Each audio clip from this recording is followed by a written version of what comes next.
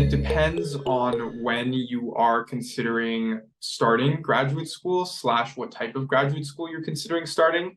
But I think the ideal time to start looking into graduate programs, no matter what, is maybe a year or two before you finish your undergraduate degree, if possible, just so that you can start planning ahead. Because there are some programs that won't even want to admit you until after you've worked for a couple of years after your undergraduate degree. So I know it seems early, but there are early admission programs for certain things. So you can get admitted while you're still an undergraduate, then they let you go work, and then you are already, guaranteed admission once you finish 2 years of work into whatever graduate program you want. So it's really helpful to know about these things in advance. And sometimes people might not hear about them, and then, they'll get a little bit upset. They wish they had known about them if they had just researched ahead of time. So I would say if you can start researching maybe a year or two before you finish your undergraduate degree, that would be the best time to do it.